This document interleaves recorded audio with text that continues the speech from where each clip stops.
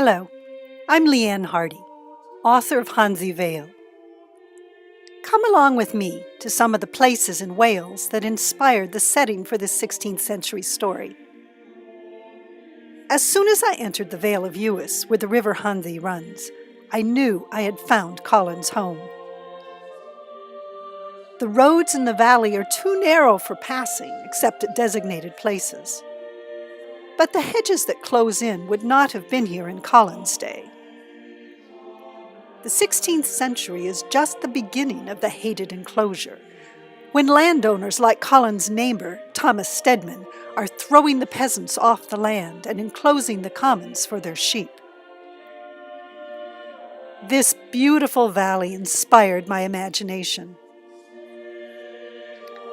I visited in November, when the weather is misty and the sun sets mid-afternoon.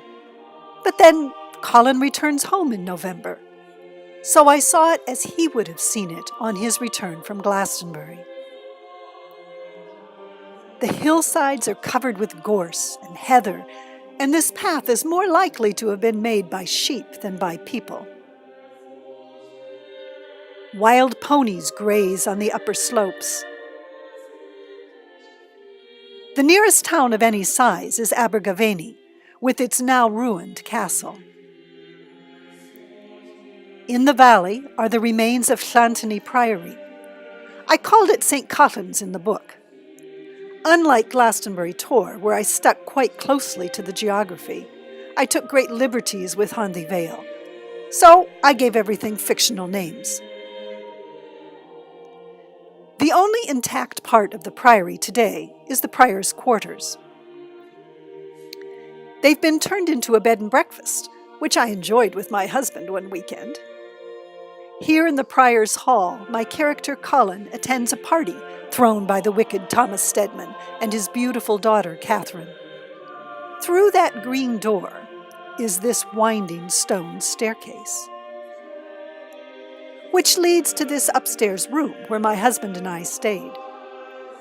In the book, I assigned the room to Catherine. Only Catherine would not have had electric lights or a fire extinguisher, and I'm sure her bed cover would have been much more elegant. Like the abbey at Glastonbury, the priory would have been quickly destroyed when King Henry VIII closed the monasteries. Even the stained glass windows would have been removed for their lead, perfect for horses to vault through when the priory is raided during the party. The ruins of Llantony Priory are very photogenic. This picture was photoshopped to create the book cover.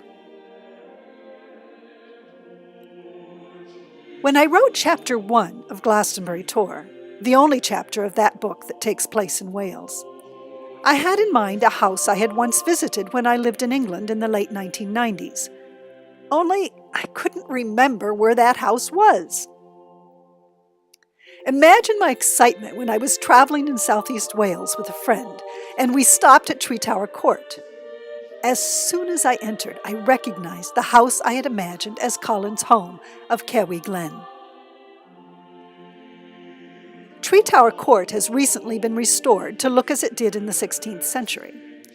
The house was owned by the richest man in Wales at the time, so Cewi Glen would not have been so grand as this. But it gives you an idea of the hall, with its high table for the family and lower tables for servants and men-at-arms. A gallery runs along the side of the family quarters at Tree Tower Court. The gallery figures prominently in the ending of my story. Colin's mother dies in the beginning of Glastonbury Tor, and he continues to mourn her in Honddu Vale. I like to imagine this is her room, where she would have listened to Colin read from the tales of King Arthur, or to Llwyd the minstrel playing his harp. Of course, 16th century people had the same physical needs we do. This privy between the upstairs bedrooms provides a long drop outside the house, where a servant had the delightful job of removing the waste. The kitchen garden is at the back of the house, where some of the action of Honddu Vale takes place. When I visited the Queen's Head pub in the Vale of Uis for my Sunday lunch, it's called the King's Head in the book, the local patrons told me I must see Patricia Church. There is a parish church in my story, as well as an abandoned hermit's chapel. In those days, churches were brightly painted and heavily decorated like this restored 16th century church at St. Fagan's National History Museum in Cardiff. I couldn't resist this painting of Christ the King, with its striking resemblance to a young and vigorous King Henry VIII, so you'll find it on the wall of Collins Village Church.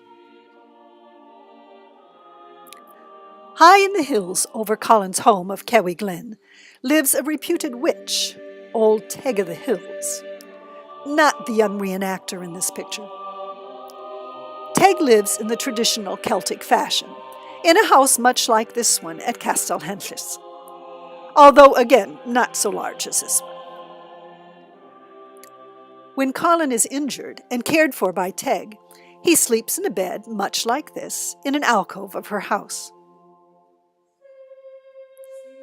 There are many mysterious places in Britain that lend themselves to story, like this stone table at Pentre Hiban. One such place in the center of an ancient hill fort looms over Teg's hut. I picture it as having once been much like this, only at the time of my story it is collapsed, covered with brush and drifted with leaves, and almost unrecognizable. Almost. So those are some of the places that inspired the setting of Honddu Vale. I hope you've enjoyed this tour and now are eager to read the entire Glastonbury Grail series.